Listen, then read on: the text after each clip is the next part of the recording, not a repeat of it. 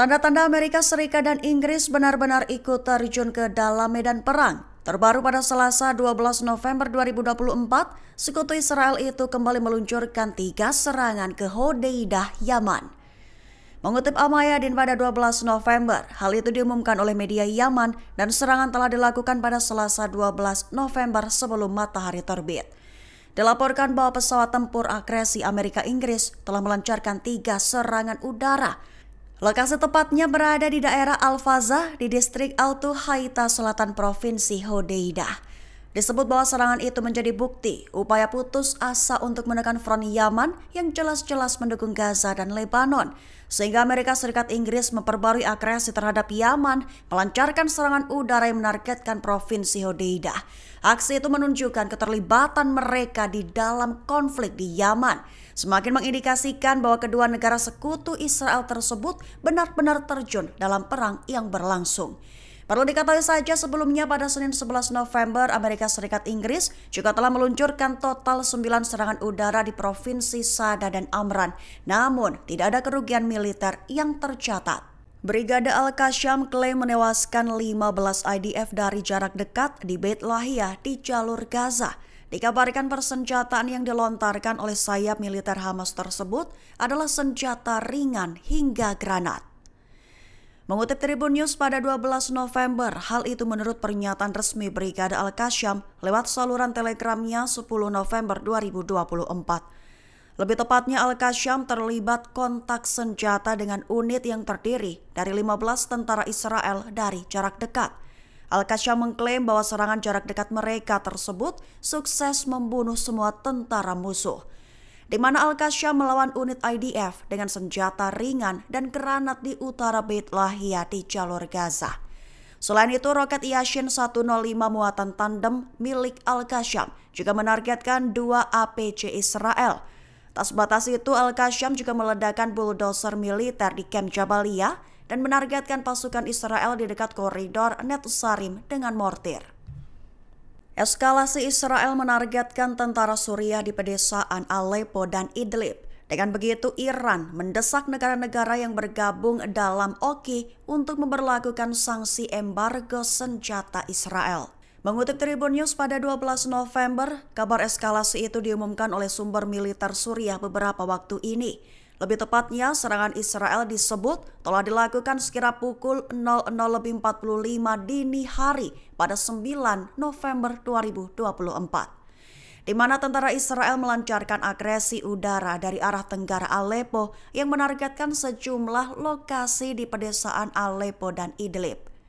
Imbas serangan menyebabkan sejumlah tentara terluka dan kerugian material dengan tanpa memberikan rincian lebih lanjut.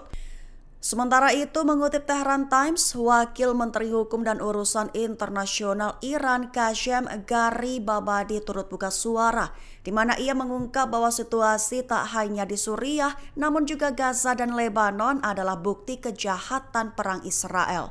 Dengan begitu, Iran mendesak negara Islam agar memberlakukan sanksi embargo untuk menekan pergerakan militer Israel, serta menyerukan pengusiran Israel dari Perserikatan Bangsa-Bangsa.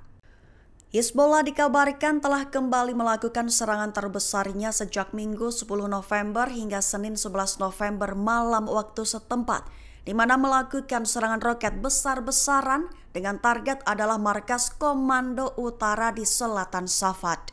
Mengutip Al-Mayadin pada 12 November, hal itu diumumkan oleh Hizbollah dalam pernyataan pada Senin 11 November 2024. Lebih tepatnya, Hizbollah telah melakukan serangan skala besar terhadap situs dan aset Israel di seluruh wilayah yang diduduki, mulai dari pangkalan militer hingga pertemuan pasukan IDF.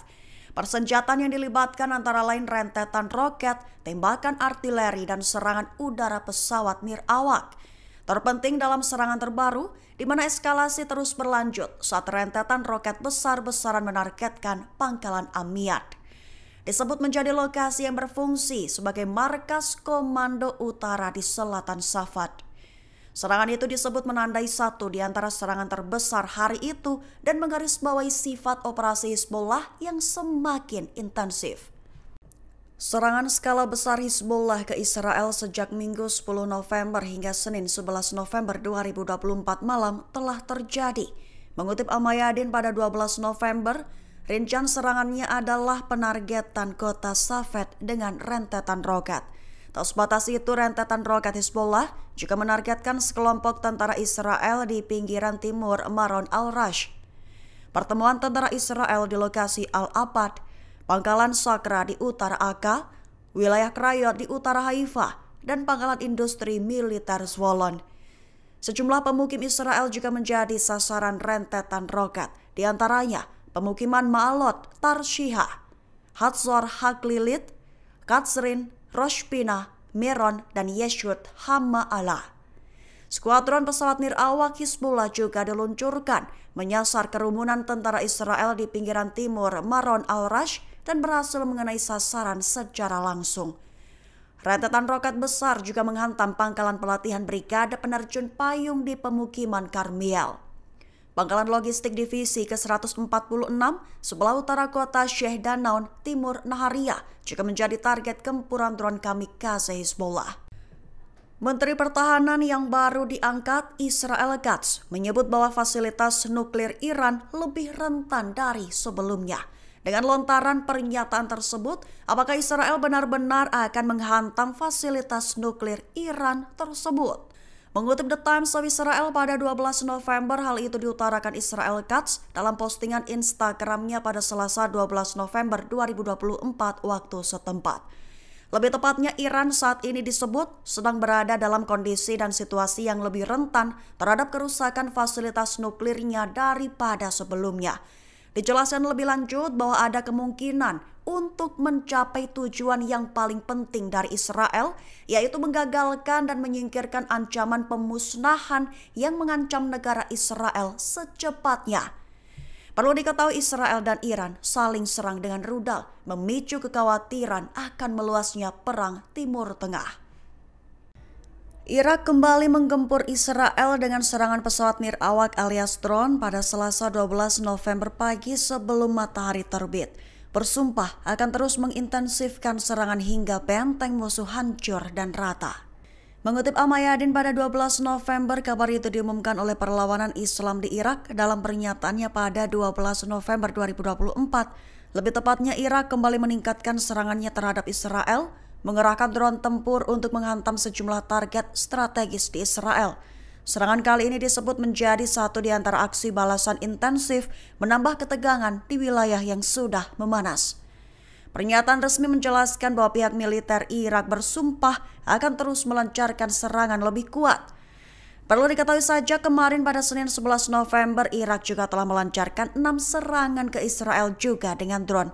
Irak menegaskan komitmennya untuk bertindak tegas dan melanjutkan upaya mereka, serta Irak siap mengintensifkan konfrontasi jika dianggap perlu, memperlihatkan tekad kuat untuk melawan dominasi militer Israel di kawasan tersebut. Menteri Pertahanan Israel Katz menegaskan tak akan ada gencatan senjata di Lebanon. Bahkan Katz menekankan bahwa Israel akan terus menyerang dengan kekuatan penuh ke medan tempur Lebanon. Mengutip Tribun News pada 12 November, hal itu diumumkan oleh Israel Katz dalam unggahan media sosial X pada 12 November 2024. Pernyataannya itu adalah hasil dari pertemuan dengan Forum Pertahanan Umum pada hari sebelumnya, Senin 11 November 2024. Lebih jelasnya, Katz menegaskan bahwa militer Israel akan terus menyerang Hizbullah dengan kekuatan penuh hingga tujuan perang tercapai. Tujuannya antara lain meningkatkan dan memperburuk kemampuan Hizbullah serta mewujudkan buah kemenangan. Selain itu diperingatkan bahwa aktivitas dahsyat akan dilakukan IDF dan Badan Keamanan terhadap Hizbullah. Israel tidak akan menyetujui pengaturan apapun yang tidak menjamin haknya untuk menegakkan dan mencegah serangan secara independen, memastikan tujuan perang di Lebanon tersebut terpenuhi. Download Tribun X sekarang, menghadirkan lokal menjadi Indonesia.